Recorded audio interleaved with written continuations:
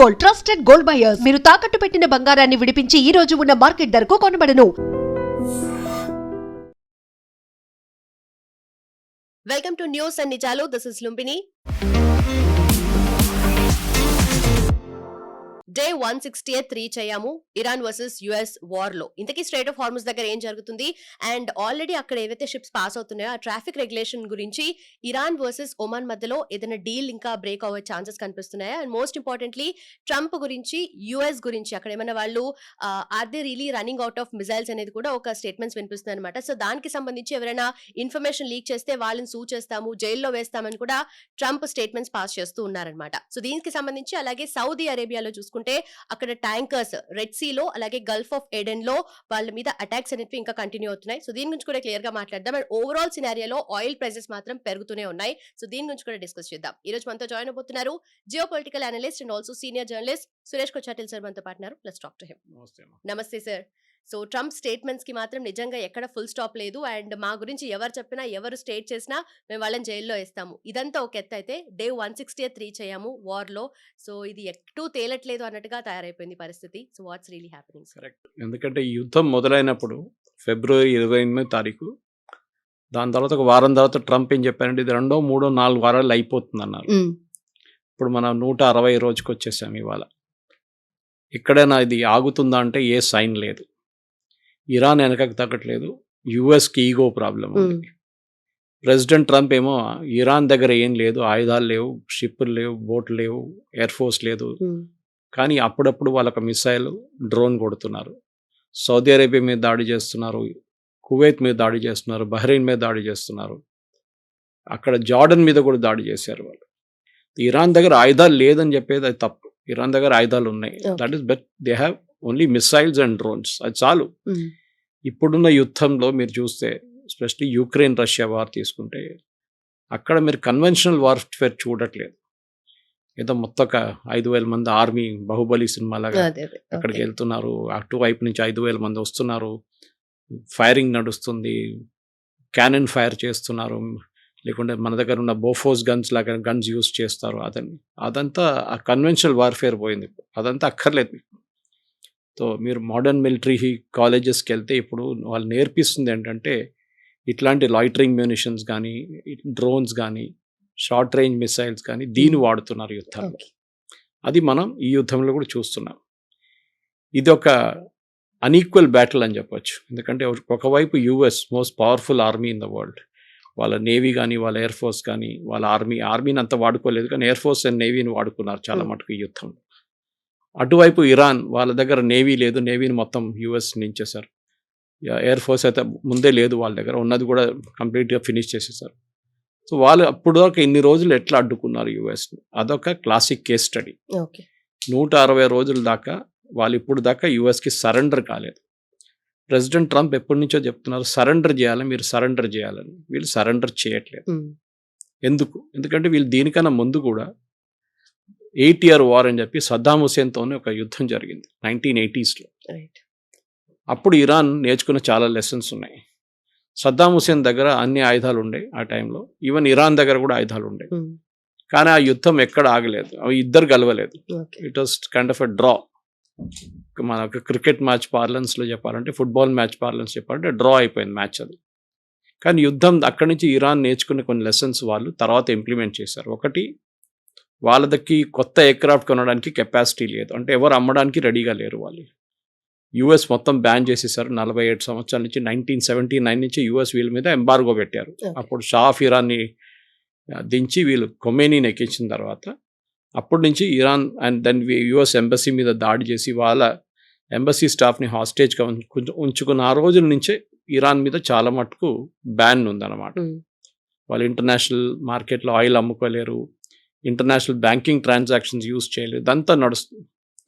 ఇదే టైంలో ఇరాన్ నేర్చుకున్న లెసన్స్ ఏంటంటే మేము అన్కన్వెన్షనల్ వార్ఫేర్ ఫైట్ చేయాలి. కన్వెన్షనల్ కాదు. నేను చెప్పాను చూడండి, ట్యాంకులు కాదు, ఎయిర్ ఫోర్స్ కాదు, నేవీ కాదు, కానీ మిసైల్స్ అండ్ డ్రోన్స్. ఈ మిసైల్స్ డ్రోన్ టెక్నాలజీ కూడా వాళ్ళకి ఎక్కడి నుంచి వచ్చిందని చాలా మటుకు డౌట్స్ ఉన్నాయి. బహుశా నార్త్ కొరియా నుంచి కొంచెం వచ్చి ఉంటుంది, టర్కీ నుంచి అప్పుడు తెచ్చుకొని ఉంటారు. దాని తర్వాత ఇరాన్ బికేమ్ బిగ్ సప్లయర్. వాళ్ళ దగ్గర అన్నిటికంటే ఒక బెస్ట్ సెల్లర్ ఉండే ఇప్పుడు కూడా ఉంది, షహీద్ డ్రోన్స్ అని చెప్పి. ఓకే. దాని డిఫరెంట్ వర్షన్స్ ఉంది, short range, medium range, long range. ఇప్పుడు మీరు ఈ షహీద్ డ్రోన్స్ అని చూస్తే ఇప్పుడు యుక్రెయిన్ వార్లో రష్యా వాడుతున్నారు. ఇది ఇరాన్ దగ్గర నుంచి కొనుక్కొని రివర్స్ ఇంజనీరింగ్ చేసి వాళ్ళే తయారు చేస్తున్నారు. ఓకే. ఈవెన్ యుఎస్ చేశారు. ఇప్పుడు ఈ అన్కన్వెన్షనల్ వార్ఫేర్లో ఏమైపోతుంది, ఇరాన్ నేర్చుకున్న ఒక చాలా ఇంపార్టెంట్ లెసన్ ఏంటంటే, మా వైపు నుంచి ఒక $20,000 డ్రోన్ పంపిస్తాం మేము అటువైపు యుఎస్ని బాంబ్ చేయడానికి, ఏదో ఒక టార్గెట్ని. ఓకే. యుఎస్ దానికి అడ్డుకోవడానికి $1 million ఉన్న పేట్రియట్ మిసైల్ని యూజ్ చేస్తున్నారు. మనం డ్రోన్ అనుకుంటే మన ఈ పెళ్లిలో యూజ్ చేసే డ్రోన్లు కాదు, it is like a small aircraft. Right. So ఈ $20,000, $50,000 డ్రోన్ని మనం వాడుకున్నప్పుడు వాళ్ళ వైపు నుంచి $1 million కొడుతున్నప్పుడు వాళ్ళకి నష్టం అది. సో మేము 10 డ్రోన్లు పంపిస్తే వాళ్ళు 10 మిసైల్స్ పంపించాల్సి వస్తుంది. రైట్. ఆఫ్టర్ సమ్ టైం వాళ్ళ దగ్గర ఆయుధాలు ఉండవు, డబ్బులు అయిపోతుంది, ఆయుధాలు అయిపోతుంది. యుఎస్ దగ్గర డబ్బులు ఉన్నాయి, కానీ వాళ్ళకి ప్రతి శాంక్షన్కి కాంగ్రెస్ దగ్గర వెళ్ళాల్సి వస్తుంది, వాళ్ళ పార్లమెంట్కి వెళ్ళాల్సి వచ్చి అక్కడ శాంక్షన్ తీసుకోవాలి, బడ్జెటరీ అప్రూవల్స్ తీసుకోవాల్సి వస్తుంది. అదే జరిగింది ఇప్పుడు ఈసారి కూడా. యుద్ధం మొదలైనప్పుడు యుఎస్ దగ్గర 2,200 పేట్రియట్ మిసైల్స్ ఉన్నాయి. ఇప్పుడు ఉన్న అకౌంట్స్ ప్రకారం యాక్చువల్ నంబర్ మనకు తెలియదు, కానీ ఎక్కడో 700 ఉంది అంట, అంతే. బట్ ట్రంప్ చెప్పేదాన్ని బట్టి ఎప్పుడు లేనంతగా మ్యానుఫ్యాక్చరింగ్, షిప్పింగ్ కూడా మేము ఇప్పుడు చేస్తున్నాము మిజైల్స్ కి సంబంధించి. యుద్ధ సామాగ్రి మాకు ఎలాంటి అసలు అదుపు అయితే లేదు, అన్ని రకాలుగా తెస్తున్నామని కూడా అంటున్నారు కదా సార్. కరెక్టే అనా, కానీ దీనికి అప్రూవల్ చేయాలి కదా యుఎస్ కాంగ్రెస్. అప్రూవల్ ఇవ్వట్లేదు వాళ్ళు. పీట్ హెస్గెత్ వీళ్ళ డిఫెన్స్ సెక్రటరీ యుఎస్ కాంగ్రెస్ ముందెళ్ళి టెస్టిఫై చేసి అడిగారు, మాకు ఇంత డబ్బులు కావాలంటే. వాళ్ళు అన్నారు, మీరు you give the actual count, మీ యుద్ధంలో ఎంత ఖర్చు అయింది చెప్పండి. అది చెప్పలేకపోతున్నారు. Did you spend $1.5 trillion, did you spend $500 million, లేకుంటే $750 million, ఎంత ఖర్చు పెట్టారో చెప్పండి, అది చెప్పలేకపోతున్నారు. ఒకటి మ్యూనిషన్స్ అంటే ఆయుధాలు, రెండవది కాస్ట్ ఆఫ్ పర్సనల్. మీరు ఈ 3 ఎయిర్క్రాఫ్ట్ క్యారియర్లు అక్కడ పెట్టడము, దానికున్న ఖర్చులు, దానికి ఆల్మోస్ట్ లైక్ సిటీ, దాని మీద ఉన్న 3,000-4,000 మంది సర్వీస్ మెన్, వాళ్ళకి కావాల్సిన సామాగ్రి కానీ, వాళ్ళకి కావాల్సిన ఫుడ్ కానీ, దాని మీద ఉన్న ఫ్యూయల్ ఖర్చులు, ఇదంతా ఉంటుంది. So huge amount of money. అందులో కూడా 160 రోజులు అంటే తమాషా కాదు, ఆల్మోస్ట్ 5 months అవుతుంది. ఇక్కడ జరిగిన యుఎస్కి పెద్ద ప్రాబ్లం అది. అదే టైంలో ఇరాన్ వాళ్ళకి నేవీ లేదు, ఏం లేదు. సో వాళ్ళు ల్యాండ్ బేస్డ్ అప్రోచ్ వాడుకుంటున్నారు. మనకు తెలిసింది దీంట్లో అన్నిటికంటే పెద్ద contentious issue strait of Hormuz. ఈ స్ట్రెయిట్ ఆఫ్ హార్మోస్నే యుద్ధం మొదలయ్యే ముందు it was a free waterway. అంటే international free waterway, United Nations convention ఒకటి ఉంది. దాని ప్రకారం మీరు ఇంటర్నేషనల్ వాటర్ వేలో మీరు ఎవరిని ఏం ఛార్జ్ చేయకూడదు, ఎవరిని ఆపకూడదు. రేపు మనం ఇండియన్ ఓషన్ వైపు మనకు 10 షిప్పులు పెట్టేసి బ్లాక్ చేసి ఎవడైనా వెళ్తుంటే టోల్ కట్టేసి వెళ్ళమంటే they will not agree. International water, it's international water, free అన్నమాట. ఇప్పుడు ఇరాన్ అండ్ ఒమాన్ మాట్లాడుతున్నారు మీరు చెప్పారు చూడండి, అదొక పెద్ద డౌట్ ఉంది నాకు. ఎందుకంటే ఈవెన్ చాలా మటుకు ఇంటర్నేషనల్ అబ్జర్వర్స్ అంటున్నారు ఒమాన్ ఎప్పుడు అంగీకరించరు ఏది టోల్ ఛార్జ్ చేయడమో లేకుంటే ఇంకా. అది ముందు కూడా యుఎస్ వార్నింగ్ ఇచ్చారు ఒమాన్కి. సో ఈ స్ట్రెయిట్ ఆఫ్ హార్మూజ్ అనగానే మనం మ్యాప్లో చూస్తుంటే తెలిసిపోతుంది చాలా క్లియర్గా. పర్షియన్ గల్ఫ్ నుంచి వచ్చి బయటకు వచ్చి it takes a U turn, ఒక చిన్న కొండలాగా ఉంటుంది అది. ఒకవైపు ఇరాన్ వైపు నుంచి వెళ్తుంది, ఇంకో వైపు ఒమాన్ వైపు నుంచి వెళ్తుంది. So it is like a U turn, కానీ షిప్స్ అక్కడ చాలా స్లోగా పోవాల్సింది. Maximum width 21 kilometers. ఇప్పుడు ఇరాన్ ఏమంటున్నారంటే లోపలికి వచ్చే షిప్లన్నీ it has to take the Iran route, northern route అంటారు దాన్ని. బయటికి వెళ్ళే షిప్స్ అన్ని ఒమాన్ రూట్ తీసుకోవాలి. మేము వీళ్ళని we will track them and allow them అంట. ఇది చాలా అంబిగ్యువస్ వర్డ్ ఇది. ఎందుకంటే ఈ ప్రాబ్లం అంతా ఎక్కడ మొదలైందంటే ఈ మెమరాండమ్ ఆఫ్ అండర్స్టాండింగ్ అని చెప్పి వీళ్ళిద్దరు సంతకం పెట్టారు చూడండి. స్విట్జర్లాండ్లో పెట్టారు, ప్యారిస్లో సంతకం పెట్టారు, పాకిస్తాన్లో కూర్చొని షబాజ్ షరీఫ్ కూడా సంతకం పెట్టారు. దాంట్లో అంబిగ్యువస్ ఉంది, లాంగ్వేజ్ క్లారిటీ లేదు. మీరు ఒక ఇంటర్నేషనల్ ట్రీటీ డ్రాఫ్ట్ చేస్తున్నప్పుడు చాలా కేర్ఫుల్ ఉండాలి. దాంట్లో point number 5 14 point memorandum of understanding, నేను దాన్ని మెమరాండమ్ ఆఫ్ మిస్అండర్స్టాండింగ్ అంటాను యాక్చువల్లీ. దాంట్లో 5th point చెప్పారు Iran will administer the strait of Hormuz. ఇప్పుడు ఇరాన్ అంటారు మా స్టేట్ ఆఫ్ హార్మూస్ మాదే, మేము ఏం కావాలంటే చేసుకుంటాం, టోల్ ఛార్జ్ చేస్తాం, లేకుంటే మేము ఆపేస్తాం, ఏదైనా చేస్తాం. అడ్మినిస్టర్ అనే వర్డ్ చాలా మిస్యూజ్ చేసుకున్నారు వాళ్ళు. ఇప్పుడు యుఎస్ అంటున్నారు అడ్మినిస్టర్ అంటే మీకు రైట్ లేదు ఏ షిప్ని ఆపడానికి, కానీ ఇప్పుడు ఎక్కడ షిప్పులు మూవ్ కావట్లేదు. ఒకవైపు యుఎస్ బ్లాకేడ్ పెట్టారు గల్ఫ్ ఆఫ్ ఒమాన్లో, ఇటువైపు ఇరాన్ అంటున్నారు దీని నుంచి స్ట్రేట్ ఆఫ్ హార్మజ్ నుంచి ఏ షిప్ వెళ్ళకూడదు, ఎవరైనా వెళ్తే మేము డ్రోన్తోనో మిసైల్తోనో వాళ్ళని స్ట్రైక్ చేస్తాం. ఇది ఇప్పుడున్న పరిస్థితి. మొన్న 2 షిప్లు క్రాస్ అయినాయి, నిన్న ఒక్క షిప్ క్రాస్ చేసి. బిఫోర్ యుద్ధం అంటే before February 28 free international waterway ఉన్నప్పుడు, ఏ బ్లాకేడ్ లేనప్పుడు 140 షిప్లు క్రాస్ చేస్తుండే ప్రతిరోజు. వెళ్ళడం రావడం కలిసి 140 ఎక్కడ, 2 ఎక్కడ, 1 ఎక్కడ. సో దానికోసం ఆయిల్ బయటికి రానినప్పుడు, ఎందుకంటే ఆ రూట్ నుంచి క్రూడ్ ఆయిల్ వస్తుంది, గ్యాస్ వస్తుంది, ఫర్టిలైజర్ వస్తుంది, చాలా మటుకు పెట్రోకెమికల్స్ అదే రూట్ నుంచి బయటకు వస్తుంది. ఇదన్నీ ఆగిపోయినాయి. ఇప్పుడు ఇరాన్కి రెవెన్యూ లేదు, కువైత్కి రెవెన్యూ లేదు, బహ్రెయిన్కి రెవెన్యూ లేదు, ఖత్తర్కి రెవెన్యూ లేదు. సౌదీ అరేబియా అట్లీస్ట్ యాన్బూ పోర్ట్ నుంచి ఈస్ట్ వెస్ట్ పైప్ లైన్ వేసుకొని వాళ్ళు రెడ్ సీ దగ్గర అక్కడి నుంచి వాళ్ళు పంపించుకుంటున్నారు. అది కూడా ఇప్పుడు హూతీలు ఆపేశారు అక్కడ. సో గల్ఫ్లో రెవెన్యూ మొత్తం ఆగిపోయింది. ఇరాన్ కూడా రెవెన్యూ లేదు. ఇరాన్లో ఇప్పుడు ఇన్ఫ్లేషన్ ఇస్ అరౌండ్ 120 to 150%. ఒక లోఫ్ ఆఫ్ బ్రెడ్ కొనాలంటే చిన్న మన దగ్గర పికప్ ట్రక్ ఉంటుంది చూడండి, ఆటో లాంటి, దాంట్లో డబ్బులు మొత్తం ఫిల్ చేసుకుంటూ వెళ్తే మీకు ఒక లోఫ్ ఆఫ్ బ్రెడ్ వస్తుంది. కరెన్సీకి వాల్యూ లేదు అసలు. సో అట్లాంటి పరిస్థితిలో ఇరాన్ ఉన్నారు, కానీ వాళ్ళు they are not ready to give up. వాళ్ళ లాజిక్ ఏంటంటే మా ప్రజలు కష్టపడితే కూడా పోని, మా ప్రజలకు తిండిలైతే కూడా పోని, కానీ మేము యుఎస్కి సరెండర్ కావాలి. యుఎస్ ఏమో దీన్ని కావాలని చెప్పి టైట్ చేస్తున్నారు ఇరాన్ని, ఏదో ఒక రోజు బ్రేక్ అవుతారు వీళ్ళని, కానీ వాళ్ళు కావట్లేదు. ఇప్పుడు 160 రోజులు చేరుకున్నప్పుడు అడిగే ప్రశ్న ఏంటంటే ఇది ఎక్కడ ఆగుతుంది, ఇది ఎక్కడికి వెళ్తుంది, ఇంకా ఎన్ని రోజులు ముందుకెళ్తుంది? దీంట్లో మనం ఇరాన్ అంటున్నారు we have to go back to the memorandum of understanding. US దానికి అంగీకరించట్లేదు. ప్రెసిడెంట్ ట్రంప్ అంటున్నారు we are only speak on 2 points, strait of Hormuz, uranium. Iran అంటున్నారు కాదు, స్ట్రెయిట్ ఆఫ్ హార్మజ్ మాట్లాడదాం, కానీ మా కాంపెన్సేషన్ ఇవ్వాలి మీరు, మా డబ్బులు మీ దగ్గర ఉంది. అదేమైందంటే 1979 నుంచి స్పెషలీ లేట్ 1990 తర్వాత యుఎస్ చాలా మటుకు శాంక్షన్స్ పెట్టారు ఇరాన్ మీద. వీళ్ళు న్యూక్లియర్ టెక్నాలజీ స్ప్రెడ్ చేస్తున్నారు, వీళ్ళు టెర్రరిజం ఎక్స్పోర్ట్ చేస్తున్నారు అని చెప్పి ఇరాన్ దగ్గర నుంచి మిగతా బ్యాంకుల్లో ఖత్తర్, ఇండియా, బహ్రెయిన్, యుఏఈ, ఎందుకు మా యుఎస్లో ఉన్న బ్యాంక్స్లో ఉన్న ఇరాన్ డబ్బులు, ఇరాన్ దేనికో ట్రేడింగ్కి వాడుకుంటారు, అదంతా ఆయిల్ డబ్బులు ఇదంతా ఫ్రీజ్ చేసేసారు. అంటే మీరు డబ్బులు తీయలేరు. ఇరాన్ డబ్బులు యాక్చువల్లీ అదంతా ఇరాన్ గవర్నమెంట్కి రావాల్సిన డబ్బులు, అది ఆల్మోస్ట్ $260 billion ఉంది. అది ఇరాన్ అన్నారు ఆ మెమరాండమ్ ఆఫ్ అండర్స్టాండింగ్ రాశారు, ఇదంతా ఒక నార్మల్ అగ్రిమెంట్కి వస్తే ఆ అమౌంట్ అమెరికా రిలీజ్ చేస్తారు ఇమీడియట్గా. అది అమెరికా చేసిన పెద్ద ఒక తప్పు, ఎందుకంటే వీళ్ళు ఇరాన్ అగ్రీ చేయకుండా కూడా రిలీజ్ చేస్తా అని చెప్పారంట. అది అక్కడ లేదు, అగ్రిమెంట్లో లేదు, వర్బల్లో చెప్పారంట. ఇరాన్ అంటే దాని గురించి మాట్లాడదాం ముందు, మా డబ్బులు మాకు కావాలి. దెన్ అఫ్కోర్స్ చాలా మటుకు ఇరాన్లో యుఎస్ ఎప్పుడు ఇంటర్ఫియర్ చేయరు, అది ఇప్పుడు యుఎస్ అంగీకరించారు. యుఎస్కి అన్నిటికంటే పెద్ద భయం మనకు అందరు తెలిసిందే is the uranium factor. Iran దగ్గర ఏ రోజు యురేనియంతో హై ప్యూరిటీతోని బాంబ్స్ తయారు చేస్తే అది వాళ్ళు ఫస్ట్ ఇజ్రాయెల్ మీద వాడతారు, దాని తర్వాత ఎవరి మీదనే వాడతారు వాళ్ళు. సో అన్లైసెన్స్డ్ ఒక గ్యాంగ్స్టర్ లాగా అయిపోతాడు, ఎవరిని కావాలంటే చంపేస్తాడు రోడ్డు మీద.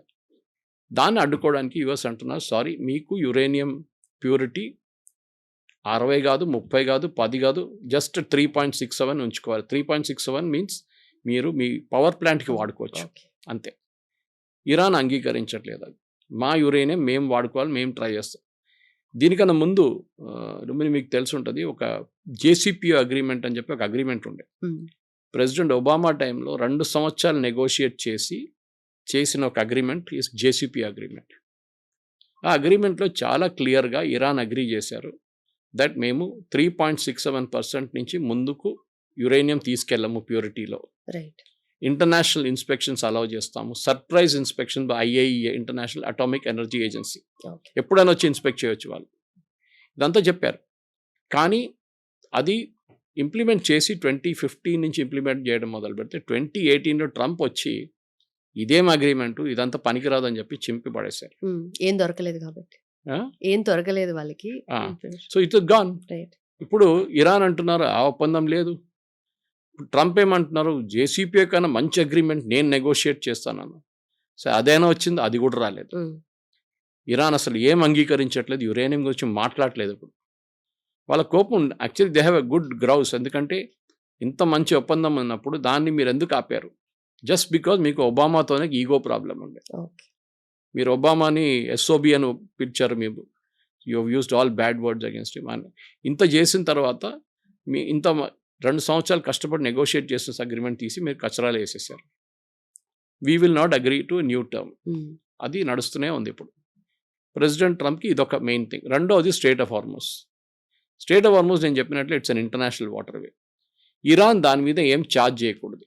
ఇరాన్ అంటున్నారు కాదు మేము ఛార్జ్ చేస్తాం, ఓకే మేము సూయజ్ కెనాల్ లాగా ఛార్జ్ చేస్తాం. కానీ సూయజ్ కెనాల్లో ఈజిప్షియన్ గవర్నమెంట్ దాంట్లో చాలా కష్టపడి షిప్స్ని తీసుకెళ్తారు, తీసుకొస్తారు. ఒక టెక్నాలజీ ఉంది అక్కడ, మెయింటైన్ చేయాల్సి వస్తుంది. It's not a natural water flow, అది ఆర్టిఫిషియల్గా క్రియేట్ చేస్తున్నారు. సూయజ్ కెనాల్ని స్ట్రెయిట్ ఆఫ్ హార్మూజ్ని కంపేర్ చేయలేం మనం. ఓకే, సో అదొక అట్లనే మిగిలిపోయింది. సో ఇప్పుడున్న దాని ప్రకారం అమెరికాకి మెయిన్ ప్రాబ్లం ఏమొస్తుందంటే, ఒకటి ఈ ఇరాన్ అండ్ ఒమాన్ ఏం నెగోషియేట్ చేస్తున్నారో అది మేము అంగీకరించము, we are in control of strait of Hormuz అంటున్నారు. అదెట్లా? మీరు అమెరికా ఎక్కడో ఉంది, వీళ్ళు ఇక్కడ ఉన్నారు, వీళ్ళ పక్కన ఉన్న నీళ్ళు, అది water flowing through the territory. అట్లాంటప్పుడు వాళ్ళకి రైట్స్ ఉంటుంది, కానీ ఇట్స్ అన్ ఇంటర్నేషనల్ వాటర్ వే. రేపు ఏదో ఒక షిప్ స్టక్ అయింది అనుకోండి, దాన్ని ఎవరు గుంజుతారు బయటికి? టగ్ బోట్స్ తీసుకొచ్చి ఎవరు తీసుకెళ్తారు? దాన్ని ఇరాన్ ఒమాన్ చేయాల్సి వస్తుంది, దానికి ఛార్జెస్ ఉంటుంది. ఓకే, ఇది నడుస్తూనే ఉంటుంది. మన సూయజ్ కెనాల్లో కూడా ఒక ఎవర్ గ్రీన్ అని చెప్పి ఒక షిప్ స్టక్ అయింది ఒక 8 నెలల ముందు, మొత్తం జామ్ అయిపోయింది. దాంతోపాటు అది తీయడానికి ఆల్మోస్ట్ 15 రోజులు పట్టింది. సో న్యాచురల్లీ ఆ ఓనర్స్ పే చేసి ఉంటారు డబ్బులంతా ఈజిప్షియన్ గవర్నమెంట్కి. ఇది కూడా అంతే. కానీ అన్నిటికంటే పెద్ద ప్రాబ్లం ఏంటంటే, ఇప్పుడు అక్కడున్న గల్ఫ్ స్టేట్స్ కూడా అగ్రీ చేయట్లేదు. ఇది ఇరాన్ కాదు, ఒమాన్ కాదు, ఎవరు దీని మీద వాళ్ళకి రైట్స్ లేదు ఈ వాటర్ మీద అని చెప్పేసి. సో అది సౌదీ అరేబియా ఉండొచ్చు, కువైత్ ఉండొచ్చు, బహ్రెయిన్ ఉండొచ్చు, ఖత్తర్ ఉండొచ్చు, వీళ్ళు అంటున్నారు సారీ. దానికి మెయిన్ కారణం ఏంటి? ఇరాన్ పవర్ఫుల్ కాకూడదు. Iran should not become a powerful nation. వీళ్ళకి ముందు నుంచే ప్రాబ్లం ఉంది. ఏ రోజు నుంచి అయతోల్లా ఖొమైనీ టేక్ ఓవర్ చేశారు, వీళ్ళకి భయం ఏంటంటే ఇరాన్ ఒక పవర్ఫుల్ ఫిగర్ అయిపోతే రేపు మమ్మల్ని పట్టించుకోరు. కువైత్ అండ్ బహ్రెయిన్ అంతా చిన్న కంట్రీస్, ఈవెన్ ఖత్తర్ కూడా 147 కిలోమీటర్లు అంతే. కానీ సౌదీ అరేబియా చాలా పెద్ద country. UAE is economically very powerful country. వాళ్ళు ఎమిరేట్స్, వాళ్ళు 7 ఎమిరేట్స్ కలిపి యుఏఈ అంటారు. వాళ్ళు 7 countries, separate countries actually. So వీళ్ళెవ్వరిని ఇరాన్ని పైకి రానికుండా చూసుకుంటున్నారు. ఇదే ప్రాబ్లం సద్దాం హుసేన్కి ఉండే. ఇరాన్ అప్పుడప్పుడు కొంచెం పవర్ చేస్తే సద్దాం హుసేన్ వాళ్ళ మీద దాడి చేశారు. 8 years 8 సంవత్సరాలు నడిచింది ఆ యుద్ధం. కానీ ఇప్పుడు జరుగుతున్న దాంట్లో అమెరికా వాళ్ళ ఇన్ఫ్లుయెన్స్ ట్రై చేస్తున్నారు. అక్కడ ఈ అన్ని గల్ఫ్ స్టేట్స్లో అమెరికన్ ఎయిర్ ఫోర్స్ బేసెస్ ఉంది. Oman, Qatar, Bahrain, Kuwait, Iraq, Saudi Arabia, Jordan, Israel, Greece, Cyprus, ఇక్కడ అన్ని అమెరికన్ బేసెస్ ఉన్నాయి. Even UK. వీళ్ళు ఎందుకు పెట్టుకుంటారంటే బేసెస్, వీళ్ళేమంటారు, మేము అంత దూరం నుంచి మా షిప్స్ని తీసుకురావడము, ఎయిర్క్రాఫ్ట్ తీసుకురావడం కాదు, రేపు ఏమైనా ప్రాబ్లం అయితే మేము ఇక్కడే ఉంటాం. గల్ఫ్ స్టేట్స్ వీళ్ళకి డబ్బులు ఇస్తారు. ఖత్తర్ అంతా అంత సమ్ $3 billion ఎంత పే చేస్తారు. ఎందుకంటే మమ్మల్ని కాపాడుకోండి, మా దగ్గర పవర్ లేదు, రేపు ఎవడైనా ఒక ఒసామా బిన్ లాడెన్ వాడు వచ్చి మా మీద దాడి చేసి మొత్తం క్యాప్చర్ చేసుకుంటే మేమేం చేయలేము, లేకుండా సద్దాం హుసేన్ లాంటి వాడు వచ్చి చేస్తే మేమేం చేయలేము. లేడు సద్దాం హుసేన్, కానీ స్టిల్ ఈ పొజిషన్లో ఉన్నారు. సో వీళ్ళేం చేశారు, ఓకే మేము మా బేస్ ఇక్కడ పెడతాం, 3,000 మంది American service man and women ఉంటారు, ఏదైనా క్రైసిస్ వస్తే మిమ్మల్ని కాపాడుకుంటాం మేము, కానీ మీరు దానికోసం మాకు పేమెంట్ చేయాలి. సో ఎయిర్ ఫోర్స్ బేస్ పెట్టారు. అండ్ బహ్రెయిన్లో వీళ్ళ 5th ఫ్లీట్ ఉంది, US నేవీది. ఇరాన్ దీని మీద దాడి చేస్తున్నారు. అప్పుడు ఈ దాడి చేస్తున్నప్పుడు అడ్డుకోవడానికి వీళ్ళు మిసైల్స్ యూస్ చేస్తారు. ఇప్పుడు మనం ఇజ్రాయేలీ ఐరన్ డోమ్ అని విన్నాం. మనం ఐరన్ డోమ్లో 3 కవరేజెస్ ఉంటాయి. ఫస్ట్ అన్నిటికంటే కింద ఉన్నది ఐరన్ డోమ్ యాక్చువల్లీ. దాని తర్వాత డేవిడ్ స్లింగ్ అంటారు, 160 కిలోమీటర్ల దాంట్లో. దాని తర్వాత పేట్రియట్ మిసైల్స్ యూస్ చేస్తారు. ఈ 3 అడ్డుకొని, ఇరాన్ నుంచి ఒక మిసైల్ వస్తే ఇది 3 క్రాస్ చేసి ఎంటర్ అవుతారు ఇజ్రాయెల్ లోపలికి. దాని ముందే వాళ్ళు అడ్డుకుంటారు. ఆర్ అది సీకి వెళ్ళిపోతుంది అని ఒక ఇండికేషన్ వస్తే వాళ్ళు పోనిస్తారు, ఓకే సీలు వెళ్ళి పడిపోతుంది, ఓకే. లేకుంటే అది ఇక్కడ డెజర్ట్కి వెళ్ళిపోతుంది అంటే డెజర్ట్ బయట పోనీయండి, ఏం కాదు, మనం ఎందుకు వేస్ట్ చేయాలని చెప్పి నేను చెప్పాను చూడు లాజిక్. $20,000 డ్రోన్, $50,000 డ్రోన్తో కొడుతున్నారు. ఈ డ్రోన్ అంటే చిన్న ఒక ఎయిర్క్రాఫ్ట్ లాగా. దాన్ని కొట్టడానికి $1 million పేట్రియట్ మిసైల్ యూస్ చేస్తున్నారు. ఇంకొక హయ్యర్ వర్షన్ మిసైల్ ఉంది వీళ్ళ దగ్గర అడ్డుకోవడానికి, protect. These are defensive, offensive కాదు, డిఫెన్సివ్. థాడ్ అంటారు దాన్ని, THAD. అది లోకంలో 5 or 6 ఉన్నాయి. అది మిషన్స్, బ్యాటరీస్ అంటారు దాన్ని. ఇప్పుడు మన దగ్గర కూడా S-400 ఉంది చూడండి, రష్యా నుంచి కొన్నాయి. మన దగ్గర ఇప్పుడు 3 ఉన్నాయి. దాంట్లో 40-50 మిసైల్స్ ఉంటుంది. అంటే అక్కడి నుంచి పాకిస్తాన్ ఫైర్ చేసినప్పుడు ఆపరేషన్ సింధూర్లో ఇక్కడి నుంచి మిసైల్ మనం కొట్టాం. అది ఎయిర్లో వెళ్ళి డిస్ట్రాయ్ చేసుకుంటుంది అనమాట. ట్రాకింగ్ సిస్టమ్ పెట్టి ఎక్కడి నుంచి మిసైల్ వస్తుంది అని కోర్స్ చేంజ్ చేసుకుంటే వెళ్ళి కొడుతుంది దాన్ని. థర్డ్ మిసైల్ ఒక్కొక్కడికి $5 million. సో మీరు ఒక $50,000 డ్రోన్ని కొట్టడానికి $5 million యూస్ చేస్తే మీరు డబ్బులు అయిపోతుంది, మిసైల్స్ అయిపోతుంది. అదే ఇరాన్ ఆడారు, గేమ్ ఆడారు. ఎన్ని రోజులు ఆడుకుంటా చూద్దాం. మనం 50 డ్రోన్లు పంపిస్తాం, అప్పుడు 50 మిసైల్ కొట్టాల్సి వస్తుంది. This is where over a period of time American ఆయుధాలు తగ్గిపోయినాయి. ఇప్పుడు న్యూస్ ఇస్ దట్ అమెరికా దగ్గర ఆయుధాలు లేవు. 2,200 పేట్రియట్ మిసైల్స్ యుద్ధం మొదలైనప్పుడు ఇప్పుడు వాళ్ళ దగ్గర 750 కూడా లేదు. థర్డ్ మిసైల్స్ ఆల్మోస్ట్ 80% తగ్గిపోయింది. దానికోసం మొన్న క్యాంప్ డేవిడ్లో మీటింగ్ జరిగినప్పుడు, క్యాబినెట్ మీటింగ్ జరిగినప్పుడు ప్రెసిడెంట్ ట్రంప్ పీట్ హెస్గెత్ వాళ్ళ వార్ సెక్రటరీ మీద కోపడ్డారు. నన్ను ఎందుకు చెప్పలేదు నువ్వు ఇదంతా, ముందు నువ్వు ఎందుకు దాచుకున్నావు అని చెప్పి ఆయన మీద కోపడ్డారట. కానీ ట్రంప్ అయితే డినై చేస్తున్నారు, లేదు మా దగ్గర చాలా ఉన్నాయి ఆయుధాలు అంటున్నారు. So it is not true. ఆయుధాలు తగ్గిన యూఎస్ దగ్గర, అండ్ వాళ్ళ కాంగ్రెస్ అప్రూవల్ కూడా రావట్లేదు. సో దానికోసం ఆయన సీజ్ ఫైర్ అని కూర్చున్నారు ఇప్పుడు. కానీ ఎన్ని రోజులు ఉంటారో మనకు తెలియదు ఆ సీజ్ ఫైర్. కానీ ఇరాన్ వైపు నుంచి చాలా క్లారిటీ వాళ్ళకు ఉంది. We will go to the dogs, కానీ we will not surrender to US. Inflation చాలా, అట్ ద సేమ్ టైం వాళ్ళకి ఆయిల్ అమ్మలేకపోతున్నారు వాళ్ళు. సో వాళ్ళకి రెవెన్యూ లేదు, ప్రజలకి కావాల్సిన వెల్ఫేర్ మెజర్స్ కానీ అక్కడ ఉన్న సోల్జర్స్కి ఇవ్వాల్సిన శాలరీ కానీ ఇవ్వలేకపోతున్నారు. ఇది పెద్ద ప్రాబ్లం ఉంది ఇరాన్కి అన్నమాట. రైట్. ఇప్పుడు ఫ్రీగా ఉండాల్సిన స్ట్రెయిట్ ఆఫ్ హార్ముజ్ ప్యాసేజ్ కూడా వీళ్ళు చార్జ్ చేస్తాము అంటే ఫ్యూచర్లో ఇది ఇలాగే కంటిన్యూ అవుతాయి, అందరికి మీద కూడా పడుతుంది కదా సార్ ఈ బర్డెన్. కరెక్ట్. ఇప్పుడు దీనికన్నా ముందు ఒక 2 నెలల ముందు వీళ్ళు అన్నారు we will charge $2 million per ship అన్నారు. ఓకే, మీకు గుర్తుంది. దాని తప్ప యూఎస్ అన్నారు మీరేం ఛార్జ్ చేస్తారు, మేము ఛార్జ్ చేస్తాం 20% పర్ షిప్ అన్నారు. తర్వాత యూఎస్ బ్యాక్ డౌన్ అయ్యారు, ఇరాన్ బ్యాక్ డౌన్ అయ్యారు. ఇది కడుతున్నారు ఎవరు? షిప్ ఓనర్స్ కట్టాలి. వాళ్ళు పాకెట్ ఇచ్చి పెట్టరు, వాళ్ళు మనకు పంపిస్తున్న ఆయిల్తో యాడ్ చేసుకుంటారు దాన్ని. సో ఇది కాస్ట్ ఎక్కువ అవుతుంది, న్యాచురల్ ఆయిల్ కాస్ట్ ఎక్కువ అవుతుంది. That is obvious reason. దానికోసం యూఎస్ నో అంటున్నారు. ఇరాన్ ఛార్జ్ చేస్తా అంటే యూఎస్ నో అంటున్నారు. ఇరాన్ ఎస్ అంటే యూఎస్ ఎస్ అంటున్నారు. మేము కూడా ఛార్జ్ చేస్తాం, మీరెవరు? We will also charge for every ship. So Gulf countries ఏమంటున్నారు, ఇది మా పాకెట్ నుంచి పోతుంది, మేము ముందు కట్టాల్సి వస్తుంది డబ్బులంతా. So let us not international waterway, అది ఫ్రీగా ఉంచాలి. ఇప్పుడు ఇరాన్ అండ్ ఒమాన్ అగ్రిమెంట్ చేసుకుంటే కూడా అది యూఎస్ అప్రూవల్ చేయాలి. అది యూఎస్ అప్రూవ్ చేయరు. They will not approve it, come what may. అక్కడ ఆగిపోతుంది ఇదంతా. సో ఇప్పుడున్న పరిస్థితుల్లో ఈ మిడ్ టర్మ్ పోల్స్ వస్తుంది ఇప్పుడు నవంబర్లో ప్రెసిడెంట్ ట్రంప్కి, అది పెద్ద టెన్షన్ ఆయనకి. ఎందుకంటే అమెరికాలో $4 నడుస్తుంది ఇప్పుడు ఫ్యూయల్. అది ముందు $1.80 ఉండే, అది ఎక్కడి నుంచి 4కి వెళ్ళింది. మన దగ్గర అంత పెరగలేదు, పెట్రోల్ డీజిల్ పెరిగింది కానీ అంత లేదు, యూఎస్లో పెరిగినంత. ఓకే, ఇప్పుడు ఆ రేట్లు తగ్గకపోతే then he will be in trouble. Already mid term polls usually ruling party ఓడిపోతారు యూఎస్లో, ఇప్పుడు 100% ఓడిపోతారు. సో ప్రెసిడెంట్ ట్రంప్కి ఏంటంటే ఎట్లైనా నెక్స్ట్ 2 years గడుపుకొని నా టర్మ్ అయిపోతుంది, దాని తర్వాత నేను వెళ్ళిపోతాను. కానీ ఎప్పుడైనా నేనే అమెరికాస్ గ్రేటెస్ట్ ప్రెసిడెంట్, నేనే చేశాను అన్ని, ఇంకా కూడా చేయలేదు పని ఇక్కడ అని చెప్పిన మనిషి ఆయన సొంతం యుద్ధం ఆపలేకపోయి అక్కడ వెళ్ళి యూక్రెయిన్తో యుద్ధం ఆపుతారట, ఇక్కడ ఏదో గాజాల యుద్ధం ఆపుతారట. మీ యుద్ధం ఏమైంది? మీరు మొదలుపెట్టిన యుద్ధం ఎక్కడ ఆగలేదు కదా, వేరే దగ్గర తీసుకుంటారు. సో ఇది ప్రెసిడెంట్ ట్రంప్కు ఉన్న పెద్ద ఇష్యూ ఇప్పుడు. దీని నుంచి ముందుకెళ్తూ ఇవాళ కెషమ్ ఐలాండ్ మీద మళ్ళీ బాంబింగ్ జరిగిందని కొంచెంసేపు ముందు ఒక న్యూస్ వచ్చింది. కెషమ్ ఐలాండ్ అంటే ఈ స్ట్రెయిట్ ఆఫ్ హార్ముజ్ దగ్గర ఉంది అది. సో అక్కడ ఒక బాంబింగ్ జరిగిందని ఒక న్యూస్ వస్తుంది ఇప్పుడు, కానీ అది కన్ఫర్మ్ చేయలేదు, ఏదో జరిగింది అక్కడ, we don't know what it is అనమాట. ఈ వాషింగ్టన్ పోస్ట్ రిపోర్ట్ మీరు చెప్పినట్లా వచ్చింది, ఇది పీట్ హెస్గెత్ మీద కోపడ్డారు, తిట్టారు అని చెప్పి వచ్చిన దాని మీద ఈయన ఏమంటున్నారు, ప్రెసిడెంట్ ట్రంప్ ఎవరు ఈ రిపోర్ట్ లీక్ చేశారో వాళ్ళ మీద చర్యలు తీసుకుంటారు.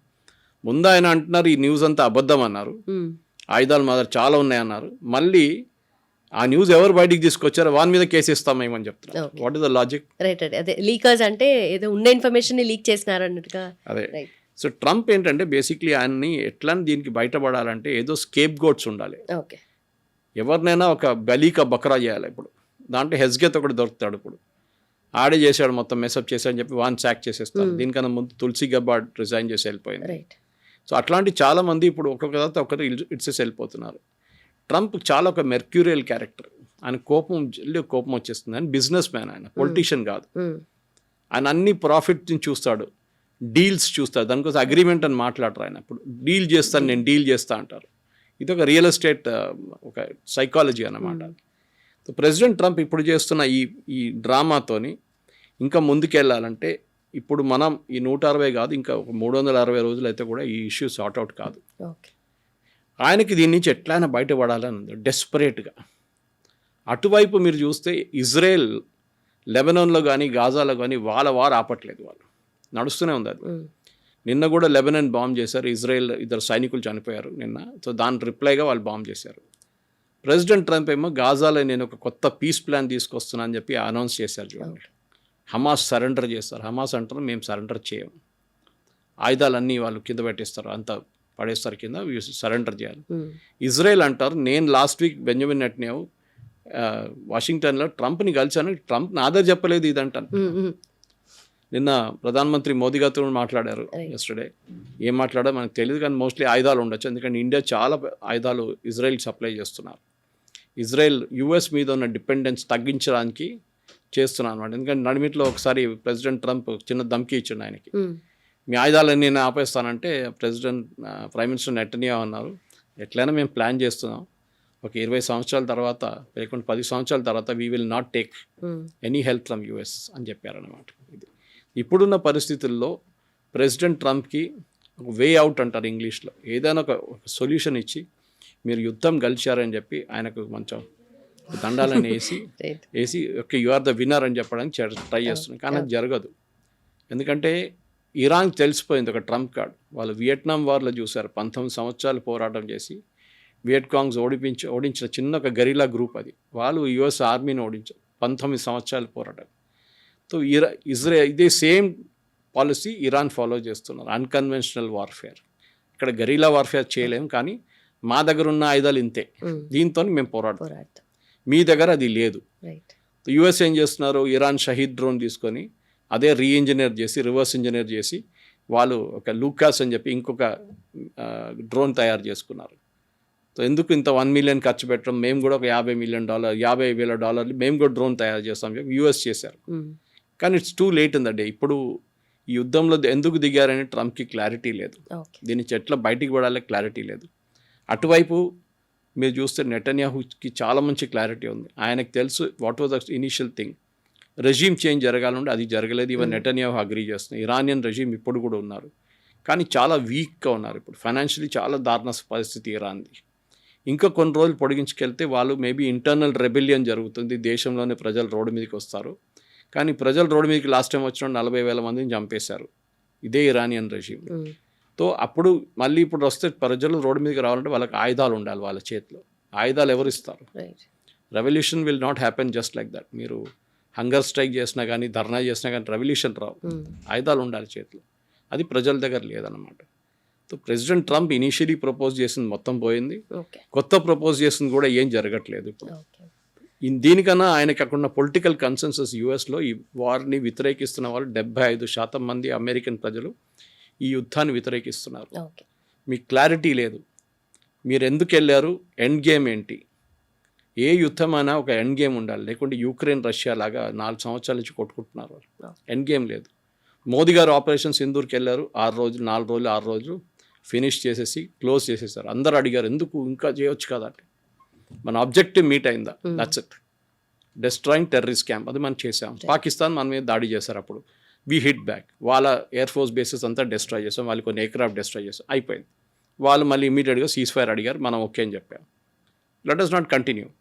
మళ్ళీ పొడిగించకపోతే ఇంకా 2 సంవత్సరాలు 3 సంవత్సరాలు నడుస్తుంటుంది, మన ఖర్చులు, మన సోల్జర్స్ చనిపోతారు, అప్పుడు మన మూడంతా మారిపోతుంది. ఏంటి మోదీ గారు వీళ్ళంతా చనిపోయారు ఇట్లా అంటే, ఇమీడియట్ ఆబ్జెక్ట్ ఏ వార్ అయినా కానీ ఒక ఎండ్ ఆబ్జెక్టివ్ ఉండాలి. అది లేకుండా అన్ఎండింగ్గా మహాభారతం కూడా ఆగింది అనుకోండి. అక్కడ కూడా ట్రంప్ వచ్చి మళ్ళీ నేనే మీడియేషన్ చేశాను, నేను గెలిచాను, యాహూ. ఆయనకు అదే ఉండే. ఆయనకి ఏంటంటే ఒక నార్సిసిస్ట్ అంటారు ఇంగ్లీష్లో. అన్నీ నేనే నేనే నేనే రైట్. నేనే చేశాను, I'm the greatest American president. Okay బాబు, దండం పెట్టి, okay you are the greatest, no doubt about. అది ఆయనకు కావాలి. ఇక్కడ పవర్స్ ఎగ్జిబిట్ చేస్తున్నారు, ఎండ్ ఆఫ్ ద డే ఎవరు తగ్గట్లేదు నెగ్గట్లేదు అన్నట్టుగా పరిస్థితి అయిపోయింది కదా సార్. అంటే ఇప్పుడు యుఎస్ లో వాళ్ళు ఎంత ఎఫెక్ట్ అవుతున్నారో ఓవరాల్ వరల్డ్ లో కూడా అంత ఎఫెక్ట్ అవుతున్నారు due to oil prices hike. So దీనికి ఫైనల్ డాట్ లేనంత వరకు ఆయిల్ ప్రైసెస్ పెరుగుతూనే పోతాయా? ఆయిల్ ఇప్పుడు స్టేబుల్ ఉంది, $80 నడుస్తుంది. ఎందుకంటే మిగతా దేశాలు, అవుట్ ఆఫ్ గల్ఫ్లో ఉన్న దేశాలు, అది వెనిజువేలా ఉండొచ్చు, రష్యా ఉండొచ్చు, అర్జెంటీనా ఉండొచ్చు, ఆఫ్రికన్ నేషన్స్, అల్జీరియా లాంటి దేశాలు ఉండొచ్చు, వీళ్ళందరూ వాళ్ళ ఆయిల్ ప్రాసెసింగ్ అంటే చాలా మటుకు పెంచారన్నమాట. They almost double their oil capacity. ఆ పెంచిన దానితోనే ఆయిల్ ప్రైస్ తగ్గింది. సప్లై అండ్ డిమాండ్ ఎకనామిక్స్లో ఇప్పుడు. So that is the great advantage. దానికోసం ఆయిల్ ప్రైస్ 80లో ఉంది, లేకుంటే 100 దాకా వెళ్ళిపోతుండే ఇప్పుడు. సో బహుశా స్ట్రేట్ ఆఫ్ హార్మోజ్ ఓపెన్ చేస్తే న్యాచురల్ 70కి వచ్చేస్తుంది అది.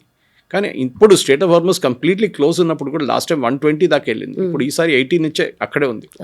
అమెరికా వాళ్ళ ఆయిల్ ప్రొడక్షన్ పెంచారు, రష్యా పెంచుతున్నారు, అర్జెంటీనా పెంచుతున్నారు, వెనిజువేలా పెంచుతున్నారు. వీళ్ళందరూ ఇదే ఇంక్రీజింగ్ ఇట్. సో న్యాచురల్లీ వరల్డ్లో సప్లై ఉంది, ఇప్పుడు డిమాండ్ ఉంది కానీ సప్లై కూడా ఉంది అన్నమాట. మీట్ అవుతుంది. Right sir, thank you so much. Thank you very much.